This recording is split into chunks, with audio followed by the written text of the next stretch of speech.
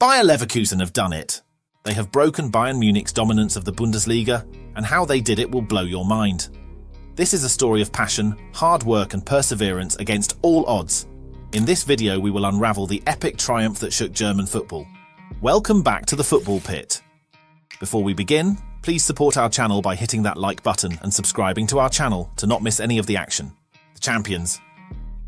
When Bayer Leverkusen won the league after beating Werder Bremen on Sunday, the 14th of April 2024, they did it with 5 games to spare. Leverkusen are the first team to win the Bundesliga, apart from Bayern, since Borussia Dortmund in the 2011-2012 season, meaning they have broken Bayern's 11-season-long dominance, and they did it in some style. Leverkusen has not lost a match this season, and are currently on a 45-game unbeaten run across all competitions, which is a new record. They not only broke Bayern's 11-season dominance, but also their record of 32 games unbeaten across all competitions, which Hansi Flick set during his sextuple charge for Bayern. To show how insane what Leverkusen did. 20 years ago, during Arsenal's 2003-2004 unbeaten season, they played 38 games in a single Premier League season, without suffering a single defeat. The Gunners achieved this feat by racking up 12 draws in the Premier League, with all indications pointing towards Leverkusen closing the season with a fewer number of draws if they end up finishing the season unbeaten. As things stand, Leverkusen are inching closer as they have managed to scrape a draw from their matchday 30 game against Borussia Dortmund. Also, during Arsenal's Invincibles season, they were out of all competitions and could put all their focus on the Premier League, whereas Leverkusen are still to play in the DFB Pokal final, and are in the semi-finals of the Europa League after they beat West Ham 3-1 on aggregate in the quarter-finals. With still so much to play for, no wonder Leverkusen fans went wild with excitement when they won the Bundesliga after beating Werder Bremen. Leverkusen fans are licking their lips at the prospect of a treble. It wasn't only Leverkusen fans that went wild with excitement after winning the Bundesliga. Football fans all over the world did, and honestly, I get it. Leverkusen won the Bundesliga in one of the most emphatic displays of football ever, setting new records along the way. On their Bundesliga title win, Xabi Alonso, Leverkusen's head coach, said, "This is a great moment with a top team and a great club. When you win the championship, that's something special. The team has won it for the first time in Leverkusen's history. You have to enjoy that. You have to celebrate with the fans and the families. It's an honour to work for this club." Attacking midfielder Florian Wirtz, who is arguably Leverkusen's most important creative outlet, also said, "I still need a little time to get my head around what we have really achieved. You can't imagine something like this ahead of time, especially when you see what happened in the Bundesliga in previous years. At some point you think there could be more twists to come." So, why couldn't Wirtz wrap his head around Leverkusen winning? Let's dial it back to the 2021-2022 season. The journey of champions, joy, pain, and a crazy decision. At the end of the 2021 season, Leverkusen let go of their caretaker coach Hannes Wolf.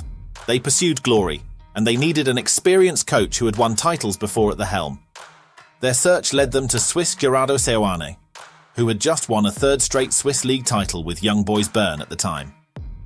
Seoane had a history with Leverkusen before they hired him. His team, Young Boys Bern, had beaten Leverkusen both home and away in the Europa. Leverkusen had so much belief in the man from Switzerland that they reportedly used a release clause in Seoane's Bern contract to sign him for €1 million.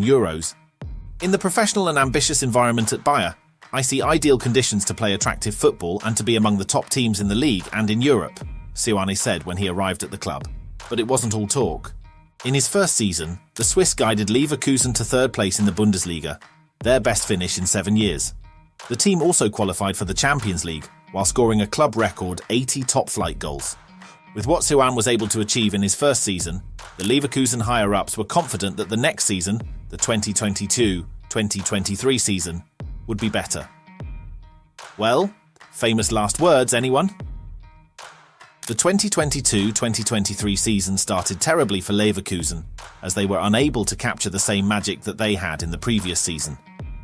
After playing 8 league games, Leverkusen seemed destined for relegation unless the club did something, which they did. They sacked Gerardo Seoane and followed that decision with the craziest thing ever. The club hired Xabi Alonso, who had never managed a minute in top-flight football. The more established Seoane had failed. How would a greenhorn like Alonso manage? What was Leverkusen doing? The journey of champions from the ashes. Alonso had just completed his UEFA Elite coaching course in 2018. After completing his course, Real Madrid hired Xabi Alonso to coach their under-14s. After his short stay as Real Madrid under-14s coach, on 1st June 2019, Alonso moved to Segunda División B club Real Sociedad B and became their manager. By his second season, Alonso achieved promotion and guided his team to the Spanish second tier after they beat Algeciras in a playoff in May 2021. Alonso had achieved something rare with the club. Real Sociedad B's promotion to the second tier would be their first since 1961-62. With the success he recorded with Real Sociedad B, Borussia Mönchengladbach showed interest in him, but he chose to remain with Real Sociedad B. Unfortunately, Real Sociedad B were relegated at the end of the 2021-22 season. Alonso left, and Leverkusen came knocking. Despite his experience with Los Blancos under-14s and Real Sociedad B, nothing justified Alonso's appointment except maybe his football IQ, which he showed as a player. The man hadn't achieved anything of note at that top level of football. With Leverkusen's position in the league, Alonso had his work cut out for him. The team was around the drop, and nothing short of an immediate impact could save them from relegation. There was no time, and there was pressure. What would Alonso do? He did two things: adapt and evolve. We were not a possession team last year. We were a transition team. We were a counter team. That was completely different to this year, for example. But to be able to make that effort, to try to teach or to convince the players how to do that, it made me a better coach probably. But my idea was to update and to evolve our game, Alonso explained in an interview. So, where did Alonso get the idea that evolution was key? Alonso had a trophy-laden career when he was a footballer, but those were just the cherry on top. Alonso's true gain from his days as a player was the invaluable experience he got from playing under some of football's best coaches and their different philosophies. Xabi moved to Liverpool, England in 2004, when Rafa Benitez took over the English club. On the surface, Alonso didn't fit into the more defensively rigid Benitez. Still, he adapted and became the link between defence and attack, and he contributed both ways to the team. Alonso then transferred to Real Madrid in 2009 after they spent €35 million to acquire his services. The midfielder became a core part of Madrid, improved his athleticism, and grew more into his leadership role. Under Mourinho, the play was more direct, and he also had to build on the knowledge of defensive structure he had gained from Benitez. Alonso then left Real Madrid for Bayern Munich and played for Pep Guardiola. Under Pep, he learned the details of possession, positional play, and passing systems that help search for spaces and open up opponents. With the knowledge he gained over the years, Alonso had what he needed to turn things around for Leverkusen. As a veteran in defensive structures, Alonso noticed that Leverkusen was open. So, he used the 3-4-3 formation, which allowed him to have 5 players at the back. This allowed his team to plug all the holes and make his team compact. This prevented opponents from doing anything much with the ball. The new formation turned out to be the winning formula, as during his first match against Schalke 04, Leverkusen won 4-0. Alonso would become known for his team's defensive resoluteness and then go on to lead his team to 6th position in the Bundesliga. He also guided them to the semi-finals of the 2022-23 UEFA Europa League. However, he lost to his former Real Madrid manager Jose Mourinho, who was managing Roma at the time with a single goal over both legs. Alonso might be a defensive dark arts user, but he is not yet at the level of Jose Mourinho. After a successful 2022-23 season, Leverkusen went into the 2023-24 season, seeking to build on their success. The team signed about 9 players, including Granit Xhaka from Arsenal, Victor Boniface from Royal Union Saint-Gilloise, and Alejandro Grimaldo from Benfica. These players had an immediate impact on the team. Grimaldo and Jeremy Frimpong would go on to form a devastating wing-back duo with over 10 goals each. Victor Boniface was ruthless in front of goal, and xhaka held it down in the midfield. These guys, along with the creative genius of Florian Wirtz, were unstoppable, and they went on a rampage that drowned even the mighty juggernaut of Bayern Munich. Bayer Leverkusen has come a long way from the team that was flirting with relegation in the 22-23 season. They have also come from the Leverkusen era of the 2001-2002 season to now have the slogan of Bayern Munich. That 2001-2002 team had the golden chance of joining the rank of the esteemed teams who had won a treble and threw it away. They were the front-runners in the DFB Pokal and Bundesliga. They were also in the final of the Champions League.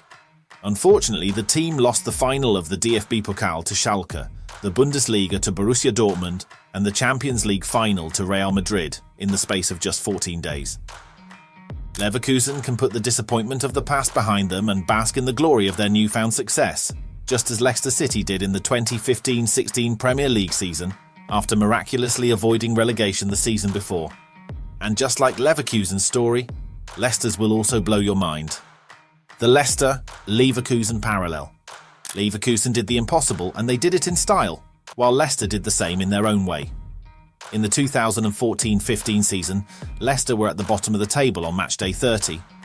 Then they underwent a resurgence which saw them win 7 out of their remaining 8 games, ultimately ending the season 14th on the table. The Leicester executives weren't about to take chances for the 2015-2016 season. So, they hired veteran coach Claudio Ranieri, whose brief spell as Greece manager was beyond disastrous. No wonder Leicester City star Gary Lineker tweeted Claudio Ranieri, "Really?" Just like Leicester City had a 5,000-to-1 odds of winning the league, no one expected much from Ranieri. Mourinho had branded him as a loser and the man derogatorily known as the Tinkerer. Many blame his subs for destroying Chelsea's performance in the semi-final of the Champions League against Monaco in 2004. Ranieri had a lot to prove, and he knew it. Since I left Chelsea, I have dreamt of another chance to work in the best league in the world again. I wish to thank the owner, his son, and all the executives of the club for the opportunity they are giving me.